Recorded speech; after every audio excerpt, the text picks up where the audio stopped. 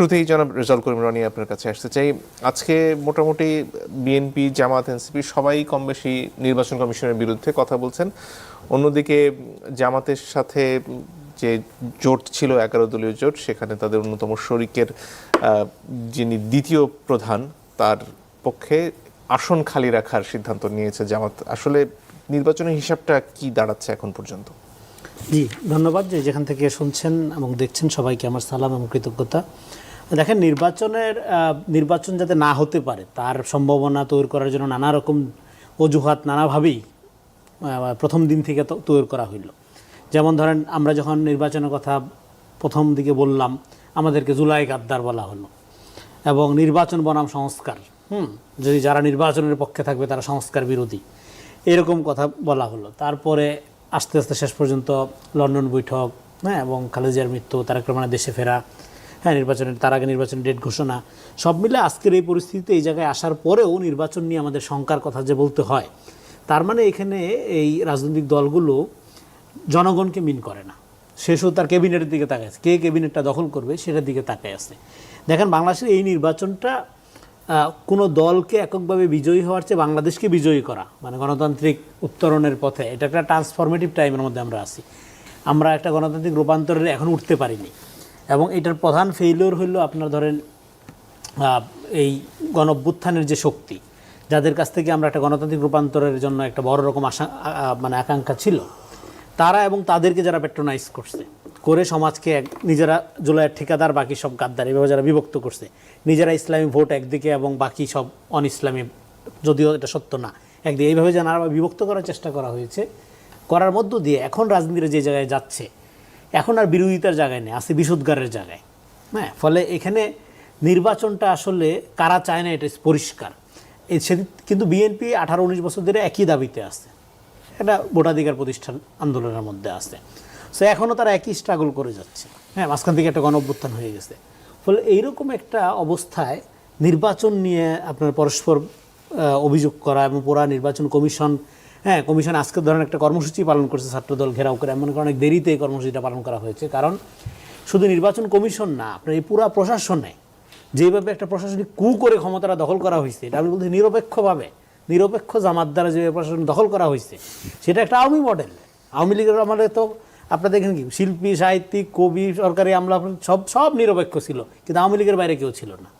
একই মডেলে যে আপনি দখল করে, এবার আপনি শুধুমাত্র আপনি জিতলে নির্বাচনটা আপনি করতে দিবেন এবং নির্বাচনটা আপনার হওয়ার মতো অবস্থা আছে বলে মনে করবেন, এর বাইরে জনগণের কোনো এজেন্সি আপনি স্বীকার করবেন না, এই জায়গাটা এখন পরিষ্কার হয়ে গেছে। আপনি দেখেন পোস্টাল ব্যালট নিয়ে যা হইল, এর আগে 5টা ইউনিভার্সিটি নির্বাচন, সেখানে আপনারা যে এত কোনো রাজনীতি করে না। প্রথম কথা হলো, আপনি যদি রাজনীতি করতেন তাহলে আমার কোনো আপত্তি ছিল না।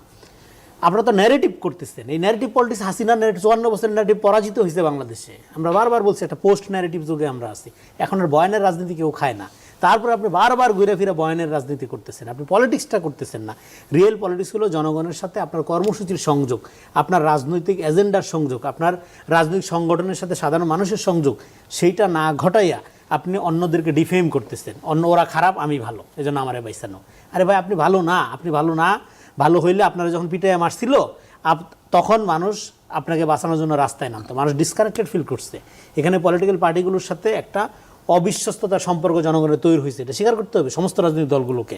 ফলে সেটা পুনরুদ্ধার করার জন্য যেটা ভোটাধিকার প্রতিষ্ঠামূলক যে নির্বাচন, জেতা না, একটা দলকে জেতা না, সেই ভোটাধিকার প্রতিষ্ঠান নির্বাচনে সমস্ত দলগুলোর ঐক্যবদ্ধভাবে যেখানে আন্দোলন করার কথা, যেখানে ঐক্যবদ্ধভাবে আপনার পরস্পরকে সহযোগিতা করার কথা, সেখানে প্রশাসনকে নিজেদের আওতায় নিয়ে যাওয়া, নিরপেক্ষভাবে, এটা দলীয়ভাবে না, নিয়ে যাওয়া এবং প্রশাসন শুধুমাত্র তাদের সুবিধা মতো আপনার আচরণ করা, এইটা একটা ভালো নির্বাচন। ডক্টর ইউনূস যতই বলুক যে ঐতিহাসিক নির্বাচন তো দূরের কথা। কিন্তু এই অভিযোগটা তো জামাতও সরকারের বিরুদ্ধে করছে, এনসিপিও করছে।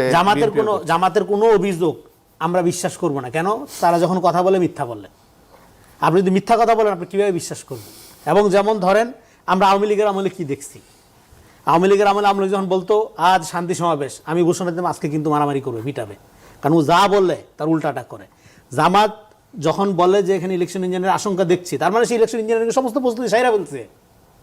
এটা সায়েন্স। কারণ যে মিথ্যা বলে, সে যেটা বলে তার উল্টাটা মিন করে, সে যখন বলবে ইলেকশনের জন্য আশঙ্কা করতেছে, হ্যাঁ, অন্যের কাছ থেকে, তার মানে সে নিজে এটা করবে। সে যদি বলে যে ইলেকশন ফেয়ার হবে, তার মানে ফেয়ার হবে না।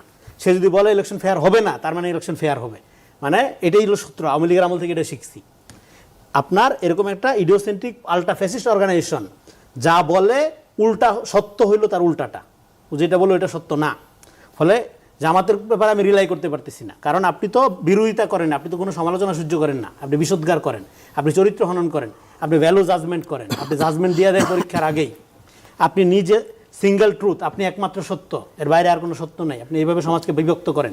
ফলে আপনার সাথে আমরা এঙ্গেজমেন্টে যাইতেছিলাম, গণতন্ত্র তো এঙ্গেজ, আপনার রাজনীতি আলাদা, আপনার সাথে আমার মতামত আলাদা, বাট আমরা তো এঙ্গেজ করবো একজন আরেকজনকে। কিন্তু আপনি যদি বিষোদ্গার করেন, আপনি যদি কাউকে হত্যাযোগ্য করে তোলার চেষ্টা করেন, তখন তার এঙ্গেজমেন্ট হয় না। ফলে তখন আপনার কথা, আমি আমার নিজের রাগ ক্ষোভ থেকে বলছি না, কিন্তু আমি বলতে চাই আওয়ামী লীগকে আমরা এঙ্গেজ করতে পারছিলাম 15 বছর, পারি নেই তো, কারণ ও একতরফাভাবে সব কিছু চালাই গেছে। সো আপনিও তো একই কাজ করতেছেন, আপনাকে তো এঙ্গেজ করা যাচ্ছে না। হ্যাঁ, তো ফলে এই যে পারস্পরিক বিশুদ্গান না, আমরা এটা দেখতেছি। ক্ষমতায় কারা এখন? আপনি এই সব সরকারের কোনো গুরুত্বপূর্ণ পদ, হ্যাঁ, আপনার এরা বাদ রাখছে দখল করতে। আপনার এই যে চট্টগ্রাম বিশ্ববিদ্যালয়ে এই যে সততার এই যে ঝান্ডাবাহী দলটি 11তম আপনার একজন, হ্যাঁ, তার নিজ কন্যাকে সবচেয়ে মেধাবী প্রতিভাবান হিসাবে নিয়োগ দেয় নেই। জি, ধন্যবাদ। এ পর্যায়ে যারা মোস্তফা ফিরোজ, আপনার কাছে আসতে চাই। বিএনপির যে অভিযোগগুলো, সেখানে একটা বড় অংশ হচ্ছে কি তাদের যে এখানে লেভেল প্লেইং ফিল্ড তৈরি হচ্ছে না। আবার একই অভিযোগ যখন জামাতও করছে, এনসিপি তো আজকে একরকম নির্বাচনে না যাওয়ার সম্ভাবনার কথা বললেন, রাস্তায় থাকার কথা বললেন। আসলে পরিস্থিতি কি নির্বাচনের আগে আরো ঘোলাটে হওয়ার সম্ভাবনা তৈরি হচ্ছে? এখন তো দিন যত মানে ঘনিয়ে আসবে, তত বেশি এই পরিস্থিতিটা হবে পাল্টাপাল্টি অভিযোগ করে কে অভিযোগটা পাবলিকের কাছে প্রতিষ্ঠা করতে পারবে, মানে সেটাই একটা কম্পিটিশন। এটা ঠিক নির্বাচন কমিশনে তো দুর্বলতা দেখছি যে একই বিষয়ে দুই রকম, বিশেষ করে একটা হলো দ্বৈত নাগরিকত্ব, আর একটা হচ্ছে ঋণ খেলাপি। এটা সমানভাবে সব জায়গায় জাজমেন্টটা হয়নি। তো এখানে এটা আমি বলবো না যে সেন্ট্রালি কোনো নির্দেশ, এটা অঞ্চল বিশেষে, যেমন কোনো কোনো জায়গায় ম্যাজিস্ট্রেট খুব দৃঢ়তা দেখায়, রুবিন ফারহানার সামনে যেমন মানে সে মাথা নোয়ায়নি, আবার কোনো কোনো জায়গায় নোয়াচ্ছে, সেটা আমরা আবার খবরটা পাচ্ছি না।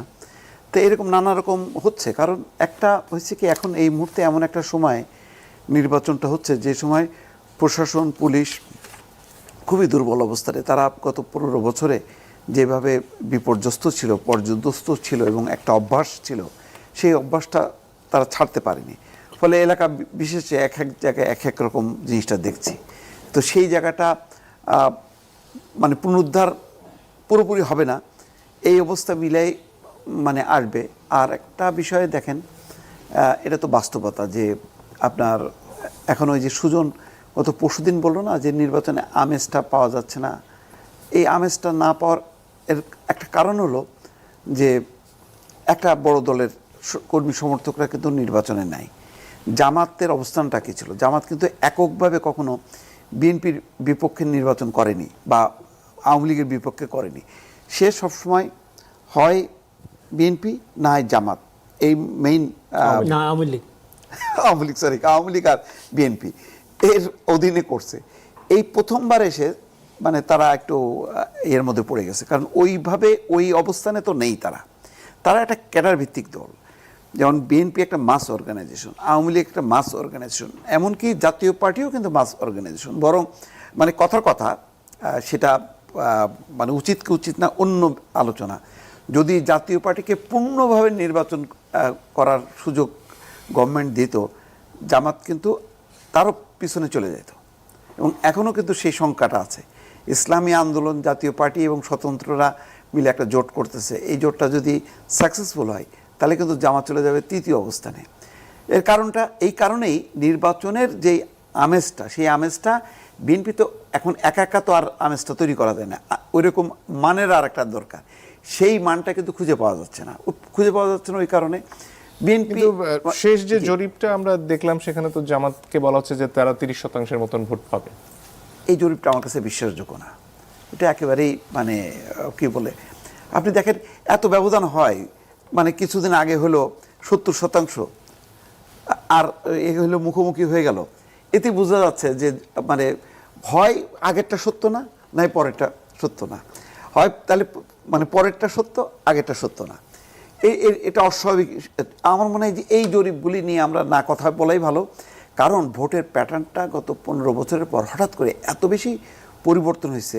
আমরা কিন্তু নিজেরাও যখন এই চিন্তা করি তখন কিন্তু ধরতে পারি না আসলে কি হতে যাচ্ছে। কারণ আগে আমরা একদিকে হাসিনা, মানে 8 পর্যন্ত যদি ধরি, একদিকে হাসিনা আরেকদিকে খালেদা, এই একটা মেরুকরণ ছিল।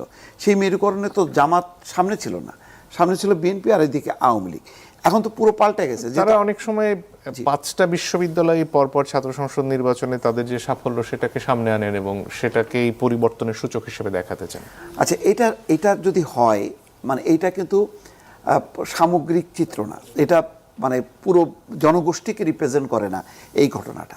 যেমন মানে রিপ্রেজেন্ট করে না, আমরা অভ্যুত্থানের ঘটনাটা আমরা যদি বিশ্লেষণ করি, যদি তরুণরা, আমরা বলি তো তরুণরাই মানে নেতৃত্ব দিয়ে বিদ্রোহ করে মানে অভ্যুত্থানটা সংগঠিত করছে, তাহলে সেই তরুণরা কোনো বিশ্ববিদ্যালয়ে কোনো আসনই পাইল না কেন? একেবারে অনেক জায়গায় প্যানেলও দিতে পারলো না কেন? তাহলে বোঝা যাচ্ছে যে ওই অভ্যুত্থানের পেছনে যেমন মূল, হয়তো আমি ফোকাসড ছিলাম, পেছনে সব ছিল জামাত, বিএনপির বা জনতার আন্দোলনকারী শক্তি, শুধু আমি সামনে ছিলাম, ওইটুকুই, পেছনে কিছু না। যেমন ধরুন মুজিবনগর সরকার আমরা তো জানি, কিন্তু সবাই তো জানে ওই আন্দোলনের, স্বাধীনতা মুক্তিযুদ্ধের আন্দোলনের মূল নেতাকে, যে পাকিস্তানে কারাগারে বন্দী। এখন পাকিস্তানে কারাগারে বন্দী ছিল বলে কি পুরো স্বাধীনতা মুক্তিযুদ্ধের মানে কৃতিত্ব 1 নম্বর মানুষ কি তাজউদ্দিন সাহেব? সেটা কি হয়? সেটা হয় না। তো বাংলাদেশেও তাই, এখানে বিএনপি এবং জামাতকে মাইনাস করে এই অভ্যুত্থানটা কোনোভাবেই সম্ভব হতো না। তো সুতরাং ওইটা মুখ্য বিষয় না, একটা মুখ্য বিষয় মানতাম যদি ওই মুখের প্রতিফলনগুলি আমরা যদি শিক্ষা প্রতিষ্ঠানগুলোতে দেখতাম। জি, অনেকটাই আপনার কাছে আসতে চাই, নির্বাচনের ডামাডোলের মধ্যে এনপি এর আবির্ভাব ঘটলো, এই সময়ে এই আত্মপ্রকাশ আসলে পুরো রাজনৈতিক পরিমণ্ডলে কি প্রভাব ফেলবে? প্রথমেই সবাইকে ধন্যবাদ, বা সহ আলোচক যারা আছেন প্রথমে আপনাকেও ধন্যবাদ, এবং যারা শুনছেন সবাইকে শুভেচ্ছা জানাই। প্রথমত এটা আমাদের জন্য খুবই ভালো, কারণ আমরা মনে করতেছি আসলে জুলাই অভ্যুত্থানের পর থেকে জনগণের প্রতি যে কমিটমেন্টগুলো ছিল বা জনগণের যে আকাঙ্ক্ষার জায়গাটা ছিল, সেটা আসলে আমরা ধারে কাছেও যেতে পারিনি। সবাই অনেক কঠিন কঠিন কথা বলবে, কিন্তু আসলে আমরা যদি লক্ষ্য করি যে 5ই আগস্টের পর থেকে এই যে সারা শহর জুড়ে মানুষ যে আসলে গ্রাফিটিগুলো করতেছিল, সাধারণ মানুষ, সেই গ্রাফিটিগুলোর যে আসলে মেসেজ ছিল যে আপনি এটা অর্থনৈতিক বৈষম্য দূর করে অনেক বেশি অর্থনৈতিক শক্তিশালী একটা রাষ্ট্রের দিকে আপনি হাইটা যাবেন, যেখানে অনেক বেশি মানবিক অধিকার এবং আমাদের মানবাধিকার থেকে শুরু করে আমাদের মৌলিক অধিকারগুলো নিশ্চিত হবে, এরকম একটা জার্নিতে যে দেশ যাবে। কিন্তু গত 1.5 বছরে আমরা ওইদিকে একটা পাও আসলে পারতে পারিনি। তো আসলে নির্বাচনী ডামাডোলটা কীরকম, আমি মানে খুব সিম্পলি যদি বলি যে এইটা আসলে জনগণকে এটা মোহগ্রস্ত করে রাখা। মানে আমি আপনি কিন্তু আসলে জানি না যে এই যে মাঠের মধ্যে এত গরম গরম কথাবার্তা বলতেছে একদল আরেকদলের দিকে, এটা যে রাতের বেলা কোনো সমঝোতা হওয়ার জন্য প্রেশার তৈরি করা কিনা, যে আজকে রাতে হয়তো বা কোনো সমঝোতা তৈরি হবে কোনো জায়গায়, বা একটু প্রেশার দিতে হবে, তাহলে আজকে হইলো দিনের বেলা মাঠটা অনেক গরম রাখতে হবে। তো বিষয় হচ্ছে কি, বাংলাদেশের পলিটিক্যাল পার্টিগুলো জনতার রাজনীতি করে না, জনতাকে তারা মানে খুব একটা এত ইম্পর্টেন্স দেয় না। রাজনীতিটা তারা মনে করে যে তারা যেটা ঠিক করে দিবে, তারা যেভাবে একটা ঝগড়াঝাটি ঝামেলা চলতেছে জনগণও ওইটার মধ্যে থাকবে। আজকে আপনি দেখেন এলপিজি গ্যাসের দাম কত, এলপিজি গ্যাস খুঁজে পাওয়া যাচ্ছে না, কোনো পলিটিক্যাল পার্টি মুখে কথা বলতেছে না। আজকে যেটা 24 লিটারের দাম মনে হয় কিছু এটা ছিল, যেটা 1600 টাকা বাইরে গেছে ওভারনাইট। আপনি দেখেন কোনো পলিটিক্যাল পার্টি এটা নিয়ে কোনো কথা বলতেছে না। 2 দিন পরে ইলেকশন, একদম বেসিক জনগণ এজেন্ডা, কিন্তু কোনো পলিটিক্যাল পার্টির এটা নিয়ে কোনো আলোচনা নাই। তার মানে জনগণের সাথে রিলেটেড যে এজেন্ডাগুলো, এগুলো আমাদের পলিটিক্যাল পার্টির এজেন্ডা না। ফলে নির্বাচনের ডামাডোল থাকবে, আমরাও ধীরে ধীরে নিজেদেরকে গড়ে তুলতে চাবো সামনের নির্বাচনের জন্য। কিন্তু আমরা মনে করি যে জনগণেরকে মুখ্য রেখা, জনগণের কাছে আসলে আমরা কীরকম পলিটিক্স চাই বা কী কারণে আমরা এনপিএ আসলে তৈরি করলাম, কারণ আমরা মনে করি জনগণ সব কিছুর মুখ্য। সো জামাত বলেন, বিএনপি বলেন, এনসিপি বলেন বা আমরা বলেন, আমাদের আসলে জনগণের কাছে যেতে হবে অফার নিয়ে, যে আমরা এই ম্যানেজমেন্ট করতে পারবো, তো তুমি আমার ম্যানেজমেন্টকে সাপোর্ট করো কিনা, জনগণ উইল ডিসাইড। কিন্তু বাংলাদেশে অন্য পার্টিগুলো কীভাবে হয় যে ও খারাপ তাই তুমি আমাকে ভোট দাও, কিন্তু কেউ কিন্তু নিজে অফার করে না যে আমি এই সিস্টেম অফার করতেছি, তুমি জনগণ, তুমি নাগরিক, আমার সিস্টেম সিলেক্ট করবা কিনা। মানে ওই যে জনগণকে এম্পাওয়ার করার জায়গাটা, এটা আসলে বাংলাদেশের পলিটিক্সে নাই। আমরা হয়তো বা গণ অভ্যুত্থানের মাধ্যমে যেটা হয়েছে, জনগণ যেহেতু নামছে, জনগণ নিজের মতো করে নামছে, মানে আপনি আপনার জায়গা থেকে নামছেন, আমি আমার জায়গা থেকে নামছি, আমাদের কারো অর্ডারের জন্য অপেক্ষা করতে হয় নাই। বা আসলে নাহিদ ইসলাম যদি এক দফা না দিতেন তাও আসলে শেখ হাসিনার পতন হইতো, কারণ জনগণ এক দফা দিয়ে দিচ্ছে। আর জনগণ যখন এক দফা দিয়ে দেয় তখন আসলে ওটা রেকগনাইজ করার বিষয়, বাট আপনি আসলে এটা লিড করার কোনো বিষয় না। তো জনগণ তো মনে করছিল যে এই যে জনগণের স্বতঃস্ফূর্ত শক্তি, সেই শক্তিটার একটা জায়গা, একটা জন আকাঙ্ক্ষার জায়গা বাংলাদেশের রাজনীতিতে তৈরি হবে, কিন্তু সেটা গত 1.5 বছরে হয়নি। কিন্তু আমরা মনে করি যে আমরা তো জুলাইকে ওন করি। আমি আমার পাশে, আমার মনে আছে যে একটা হঠাৎ করে আমি দেখলাম গলির মুখে একজন গুলি করতেছে, আমি কোনোভাবে সরে গেলাম, একটা গলির আরেকটা গলির ভিতরে ঢুকে গেলাম, ঠিক আমার সামনে থাকে 3 জন, 2 জনের মাথার ভিতর দিয়ে গুলিটা গিয়ে 2 জন আমার সামনে পড়ে গেল। আমি তো এই সিন দেখছি। তো আমি তো জুলাইরে ওন করি। তো হয়তো বা আরও যাদের ওন করার কথা ছিল, যারা এই নতুন মানে যে জন আকাঙ্ক্ষা থেকে তৈরি হওয়ার কথা ছিল, তারা তাদের একটা রাজনীতি বাইছে নিচ্ছে, যে তারা ওই পুরাতন যে রাজনীতিটা, জনগণকে বোকা বানাও, ভুলভাল কথাবার্তা বলো, নিজেদের মধ্যে সংঘাত দেখাও, আর হলো নিজেদের মধ্যে একটা স্টাবলিশমেন্টের এনশিওর করে নাও। সো আমরা এই জায়গা থেকে ডিফারেন্ট থাকার চেষ্টা করব, আমরা আমাদের এই কমিটমেন্টটা রাখার চেষ্টা করব। তো সেই জায়গা থেকে আমরা মনে করি নির্বাচনের সময় আসাটাই আমাদের জন্য ভালো হয়েছে। আমরা আসলে অনেক কিছু জনগণও হয়তো বা চোখে দেখাতে পারবো। হ্যাঁ, কিন্তু যেমনটা তিনি বলছেন যে গ্যাস নিয়ে যে কষ্টের মধ্যে মানুষ আছে, এগুলো নিয়ে রাজনৈতিক দলগুলোর কাছ থেকে সেইভাবে কথা শোনা যাচ্ছে না। সব মিলিয়ে আসলে জীবন ঘনিষ্ঠ রাজনীতি থেকে কি আমরা এখন অনেক দূরে? অনেক দূরে মানে কি, আপনার 5 তারিখের পরে দেখেন, মানে জনগণের জন্য ইমিডিয়েট আপনার তাদের সমস্যা সমাধানের জন্য কোনো রকম কোনো রাজনৈতিক উদ্যোগ দেখছেন? আমি তো দেখিনি। দেখলে আপনি প্রথম কি দেখতেন? এটা কৃষি প্রধান বাংলাদেশ, তাই না? এটা কৃষি সংস্কার কমিশনই নেই, অথচ আপনি একটা সংস্কার নামক আমলাতান্ত্রিক জটিলতার মধ্যে দিয়ে এবার হা না ভোট কি না কি করে আপনি দেশকে আপনি সিঙ্গাপুর বানাই ফেলবেন। অ্যাবসার্ড, এটা হয় না, এইভাবে হয় না। মানুষকে আপনি এঙ্গেজ করেন। এটা কৃষি সংস্কার কমিশন নয়, অথচ আপনি এত এত সংস্কার গিলি করে আপনি কার ভাগ্য উন্নয়ন করবেন? ফলে এখানে জনগণ কেউ মিন করে না, জনগণের এজেন্সিপ নাই হয়ে যাচ্ছে। আমরা যেটা বলতেছি, আপনি হ্যাঁ গণভোটের পক্ষে প্রচারণা চালাচ্ছেন, আপনি হা না আর পক্ষে প্রচারণা চালাচ্ছেন কেন? আপনি পাবলিককে ডিসাইড করতে চান সে হা দিবে না না দিবে। আপনি বরং বুঝান যে এই গণভোটে আপনি আপনার রায় ব্যক্ত করুন। কি ব্যক্ত করবে এটা পাবলিকের ব্যাপার। আপনি যদি হা নির্ধারণ করে দেন, হা ভালোর জন্যই ধরেন আপনি নির্ধারণ করে দিচ্ছেন, এই ভালোটা আপনি নির্ধারণ করে দিলে সেটা ডেমোক্রেসির বিউটি থাকে না, ডেমোক্রেসির এথিক্সটা থাকে না, পিপলস এজেন্সি থাকে না। এখন আমি যদি বলি যে হ্যাঁ ভোট না ভোটের বিরুদ্ধে কোনো সরকার প্রচারণা চালাইতে যাবে না, আমার কি বলা হবে? জুলাই গণঅভ্যুত্থান বিরোধী। কে বলবে? 15 বছর যার কোনো খবর ছিল না, সে আইসা বলে জুলাই গণঅভ্যুত্থান বিরোধী। আমরা দেখেন বারবার বলছি জুলাই গণঅভ্যুত্থানের কোনো আকাঙ্ক্ষা ছিল না, কিন্তু আমরা কি চাই না সেটা আমরা জানি, কি চাই সেটা আমরা জানি না, কারণ এটা পপুলার আপরাইজিং ছিল। আমরা চাই না কি? আমরা চাই না কোনো ক্যাডার ভিত্তিক রাজনীতি। এখন যারা ক্যাডার ভিত্তিক রাজনীতি করে তারাই বলতেছে আমরা গণঅভ্যুত্থানের হকদার। দেখেন গণঅভ্যুত্থান নিয়ে আলাপটা আরেকটু বলি। এই যে ধরেন আমরা বললাম জুলাইয়ের ক্রেডিট শুধুমাত্র শহীদদের, জীবিত যারা তাদের আছে শুধু দায়িত্ব, কিন্তু তারপরে কি হলো? আমরা দেখলাম যে জুলাইয়ের একদল ক্রেডিট দাবিকারী দাঁড়ায় গেল এবং একদল জুলাইয়ের ঠিকাদার, আরেক জুলাইয়ের গাদ্দার, বাকি সব এভাবে ভাগ হয়ে গেল। তো আমরা প্রথমে নাহিদ ইসলামের উপর ভরসা রাখলাম, যে আশা করলাম যে ঠিক আছে নতুন নেতৃত্ব আসছে, ক্ষমতা ছেড়ে দল গঠন করেছে, কিছু একটা করবে। তো উনি বললো ইতিহাসের দায় যাদের আছে তাদের সাথে জোট করবো না, হ্যাঁ তাদের সাথে জুড়ে যাওয়ার প্রশ্নই ওঠে না, তারপরে চলে গেল। তো যাই হোক, তারপরে হলো আপনার ধরেন আমরা ডক্টর ইউনূস বিশাল এক ধরনের বাস্তবতার কথা বলেছেন, যেখানে বলছেন যে নিরাপত্তার বিষয়টাও সামনে এসেছে। নিরাপত্তা বিএনপি এই পর্যন্ত কতজন লোককে মারা হয়েছে, গুলি করে, হত্যা করে, কোপাইয়া ইয়া করে। জামাতেরও তো মারা হয়েছে। নিরাপত্তার ঝুঁকি তো সবাই, সারা বাংলাদেশে। নিরাপত্তার দায়িত্ব তো সরকারের দেওয়া, হ্যাঁ, এর জন্য তো আপনি আপনার রাজনীতি বিসর্জন দিবেন না, তাই না? নিরাপত্তার ঘাটতি তো আছেই, এখন তো এটা সত্য, কিন্তু সেই নিরাপত্তার ঘাটতি এক জিনিস, আর আপনার রাজনৈতিক মূল্য দেওয়া দুটো আলাদা জিনিস। এটা একটা আরেকটাকে দিয়ে ওভারল্যাপ করার সুযোগ নেই। এগুলো ফ্যাক্টস না, এগুলো ন্যারেটিভ, হ্যাঁ। তো ফলে তারপরে কি আমরা বিশাল নোবেল আন্তর্জাতিক মোটিভেশনাল স্পিকার, তার উপর আশা রাখলাম, সে আসার ফল আমরা দেখতেছি। তো সব মিলে আসলে এই যে জুলাইয়ের আহত নিহত পরিবার এখনও ধরেন বিভিন্ন সমাবেশে ঘুরতেছে, কান্নাকাটি করতেছে, তাই না? তো ফলে এখন এখানে রাজনৈতিকভাবে এটা যে আপনার জুলাইকে যে অ্যাডাপ্ট করা, সেটা কেউ করলো না, সবাই প্রতারণা করলো। আমি অনেকদের স্বাগত জানাই। আমি বাংলাদেশ বারবার রিডিং মার্কস ইন ঢাকার এটার কথা বলতে, আমাদের বাংলাদেশপন্থী একটা বামপন্থী ধারা রাজনীতি দরকার, সেটা তারা শুরু করছে। এই উপলক্ষে শুভেচ্ছাও জানাই। তো ফলে যেটা বলতে চাচ্ছিলাম যে এখন অ্যাক্টিং চেয়ারম্যান হিসেবে ধরেন তারেক রহমান ওকে সফল, দলটা ভাঙে নাই, হ্যাঁ, ইনসাফ পার্টি টাটি নানা পার্টি করে দল ভাঙার চেষ্টা করা হয়েছে, সেগুলো শেখানো গেছে। তারপরে উনি ধরেন খালেদা জিয়া মারা গেল, তারপরে উনি চেয়ারম্যান হলেন।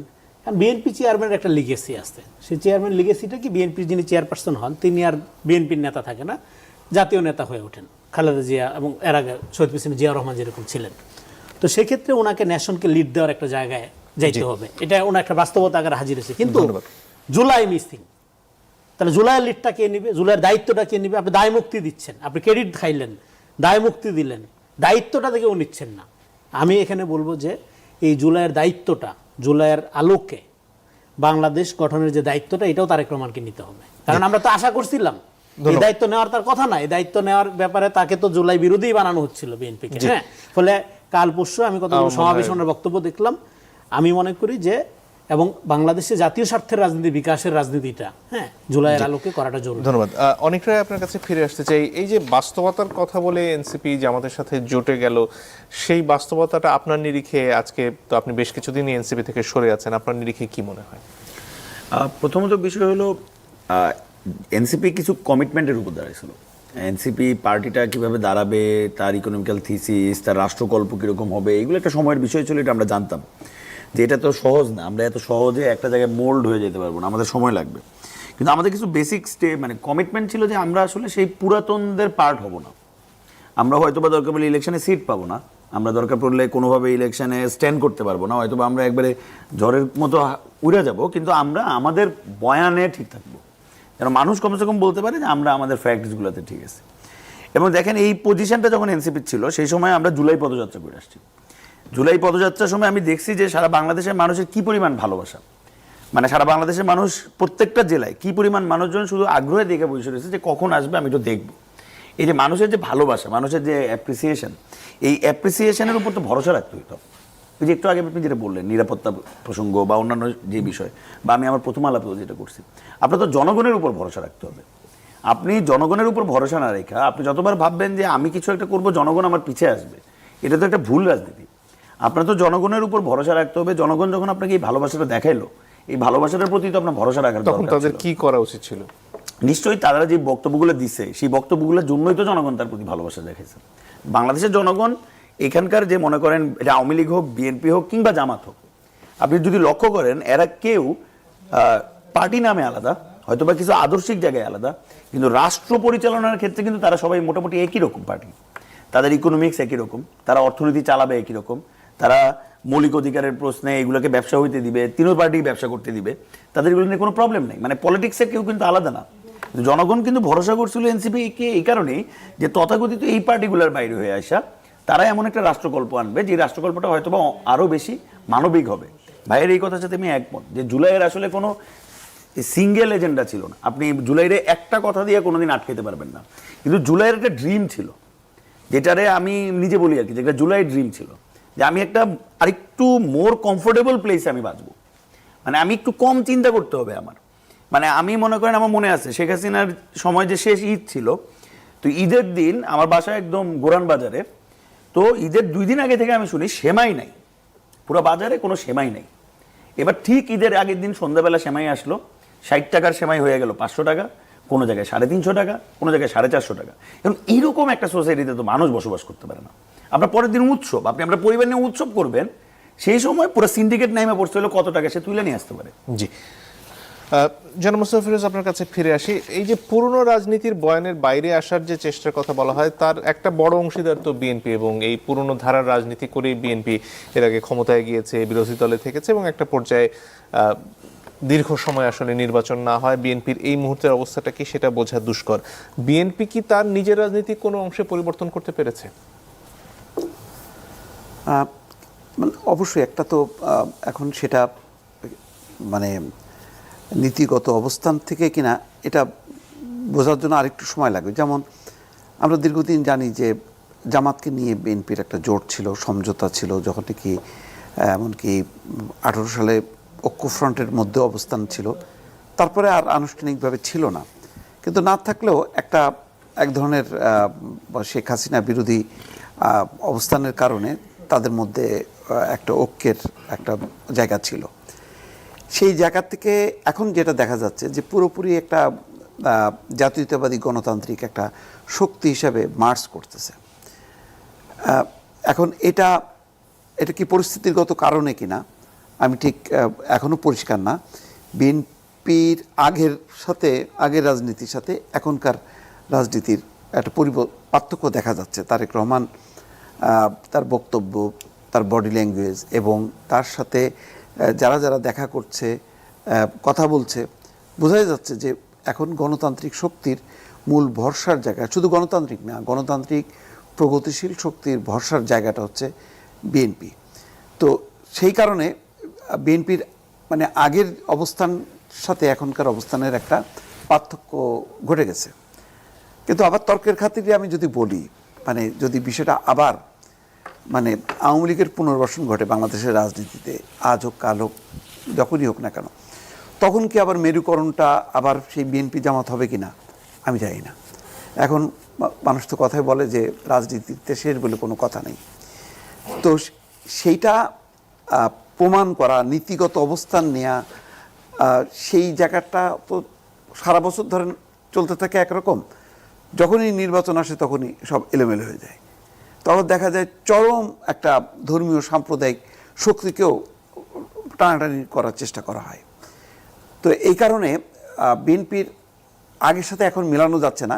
কিন্তু মেলানো যে যাচ্ছে না, এই এখনকার যে অবস্থানটা, আমি একজন ক্ষুদ্র একটা গণতন্ত্রমনা মানুষ হিসেবে আমি খুব কমফোর্ট জোনে আছি, ভালো লাগছে। বিশেষ করে প্রথম আলো ডেইলি স্টারে অগ্নিসংযোগের পর এই প্রয়োজনটা আরও অনুভব হয়েছে যে বিএনপি নেতৃত্বে একটা অবশ্যই জাতীয়তাবাদী গণতান্ত্রিক শক্তির একটা বড় একটা আশ্রয়, যেহেতু আওয়ামী লীগ নাই মানে আওয়ামী লীগ তো নিজে থেকেই নাই, আওয়ামী লীগকে ধ্বংস করার জন্য অন্য কাউকে লাগে নাই, সে নিজে নিজে একটা ফ্যাসিস্ট চরিত্র দিয়ে একদম পুরো গণতান্ত্রিক মাঠ থেকে ময়দান থেকে চলে গেছে।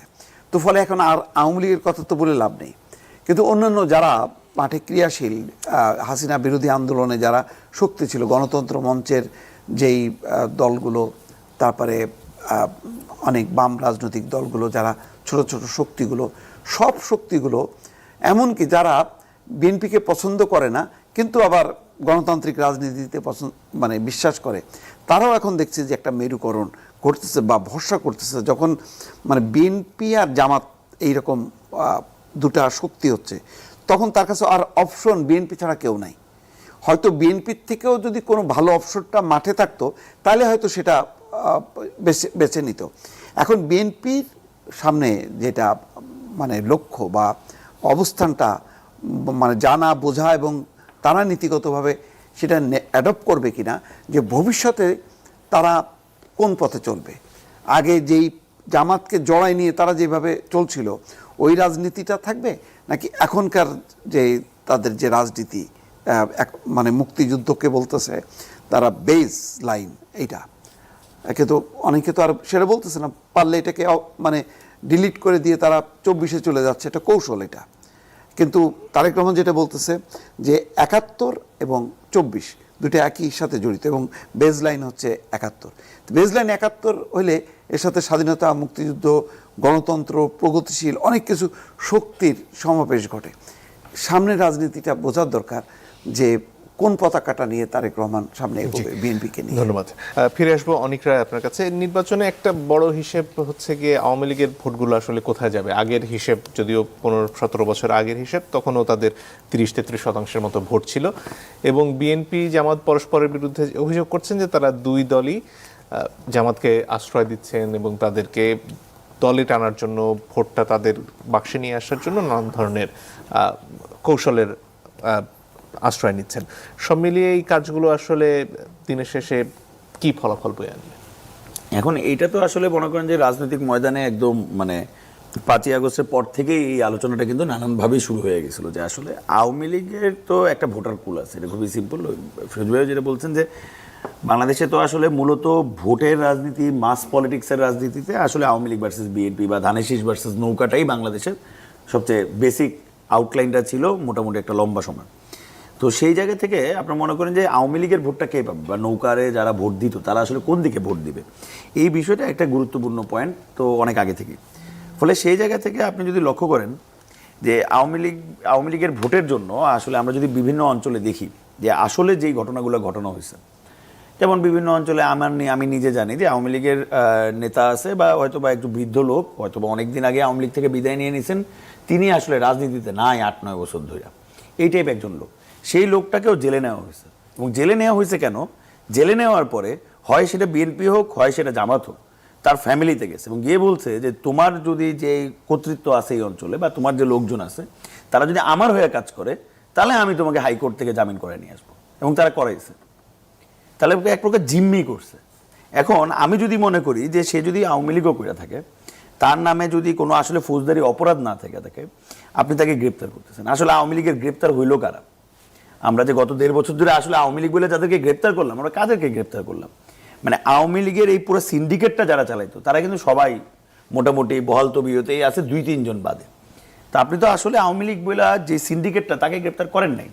ফলে এখানে যে গ্রেপ্তারটা হয়েছে ডেভিল হান্ট, এই বইলা সেই বইলা, এটা আসলে এই ভোটগুলারই মেকানিজমের খেলা ছিল। কে কাকে ভয় দেখাইতে পারবে, কে কাকে কন্ট্রোলে আনতে পারবে। ফলে এই যে পলিটিক্স বাংলাদেশের, এই যে একটা গদবাঁধা পলিটিক্স, যে জনগণকে, আমি যে বারবার যেটা বলি, বাংলাদেশের পলিটিক্যাল পার্টিগুলোর কাছে তারা মনেই করে জনগণ বোকা, এবং তারা জনগণকে বোকা বানায় রাখতে চায়, এবং জনগণকে বোকা বানায় রাখার জন্য তারা নানান রকমের মোহ আনবে। যেমন মনে করেন যে আওয়ামী লীগের আমলে ছিল জামাত শিবির, মানে এক প্রকার তটস্থের মধ্যে আমরা থাকতাম যে কখন আমাদের জামাত শিবির বইলা ফেলায় তো আমরা তো রাস্তায় মাই খেয়ে যাবো। কারণ আমি মাঝে মধ্যে মজা করতাম যে আমার নাম তো, আমি তুই হিন্দু অনেক রায়, আমার মনে হয় এই কারণে জামাতটা বলতে পারে না আরাম করে, কিন্তু অন্য কেউ হইলে জামাতটা বইলা মারামারি শুরু হয়ে যেতেছে। তো এই যে একটা দেখেন, এটা কিন্তু আসলে আওয়ামী লীগের কিন্তু মূল লক্ষ্য এটা ছিল না। তার কিন্তু মূল লক্ষ্য ছিল যেখানে একটা ক্রনিক ক্যাপিটালিজম, এমন একটা সিন্ডিকেট বানানো যেটা এখানে টাকা তৈরি করবে, টাকা বিদেশ নিয়ে যাবে, টাকা তৈরি করবে, টাকা বিদেশ নিয়ে যাবে। একদম ঠিক সেম পলিসিতে আপনি যদি লক্ষ্য করেন, আমরা ওই রাজনীতি থেকে সরে আসতে পারিনি। আমরাও হয়তো ওইখানে বাঙালি জাতীয়তাবোধ বলছি, জামাত শিবির বিরোধী আলাপ করছি, মানে আওয়ামী লীগ করছে 17 বছর, আমরা আবার নতুন করে একটা ফ্লো তৈরি করছি। এটা একবার আধিপত্যবাদ, একবার জুলাই গাদ্দার, নানান কিছু বইলা আমি রাজনীতিকে আসলে ভোলাটাইল করছি, যেন মূল পয়েন্ট জুলাইয়ের মানুষের মূল চাহিদা সেগুলো পিছিয়ে চলে যায়, এবং সেই যে এস্টাবলিশমেন্ট, সেই যে সিন্ডিকেট, সেই সিন্ডিকেট জন্য বাইচা থাকে। ফলে বাংলাদেশের রাজনীতির আসলে কোনো প্রকার বেসিক চেঞ্জ গত 1.5 বছরে হয়। ধন্যবাদ। জনাব রনি, এই যে ট্যাগের প্রসঙ্গ বারবার ঘুরে ফিরে আসে, এবং সেই ট্যাগিং এর রাজনীতি নির্বাচনে কি একটা বড় প্রভাব ফেলে? প্রভাব ফেললে মানে ধরেন সাধারণ মানুষ, ধরেন অনেকে ফেসবুককে মনে করে খবর, ফেসবুকে দিছে মানে সত্য, এরকম মনে করার লোক সংখ্যা তো আছে, কিন্তু এটা ডে বাই ডে চেঞ্জ হয়ে যাবে। যেমন ক্ষতিটা কি হয়েছে, ধরেন ফেসিবাদের আমলে মূলধারার মিডিয়া গুটি কয়েক বিচ্ছিন্ন ব্যতিক্রম বাদে যেহেতু জনবিশ্বাসযোগ্যতা অর্জন করতে ব্যর্থ হয়েছে, ফলে তখন এটা সোশ্যাল মিডিয়া, মেইনস্ট্রিম মিডিয়ার ভূমিকা পালন করছে, মানে নির্ভরযোগ্য সোর্স হয়ে উঠছে। তো এখন এই নির্ভরযোগ্য সোর্সটাকে ম্যানিপুলেট করা হচ্ছে, কনসেন্ট ম্যানিপুলেটিংয়ের ক্ষেত্রে যারা ইডিওসেন্ট্রিক পলিটিক্স করে তারা এটাকে ব্যবহার করছে। দিবু ভাই একটা কথা বললো এখানে, দেখেন যে এই যে বিএনপি ভার্সেস জামাত মেরুকরণ এবং আওয়ামী লীগ ভার্সেস জামাত মেরুকরণ, এই জায়গা থেকে যে বাংলাদেশটাকে দেখা হচ্ছে, মানে এই জায়গায় যে আমরা আসতেছি, এটা ডেঞ্জারাস। কারণ হলো দেখেন, আগে আমাদের বুদ্ধিজীবীরা এই ক্ষতিটা বাংলাদেশের করছে বিএনপি, আওয়ামী লীগ ভার্সেস বিএনপি বানায়া। আওয়ামী লীগ একটা fascist idiocentric tribal political party, BNP একটা লিবারাল ডেমোক্রেটিক পার্টি। এটা বুঝতে হবে বিএনপি কি।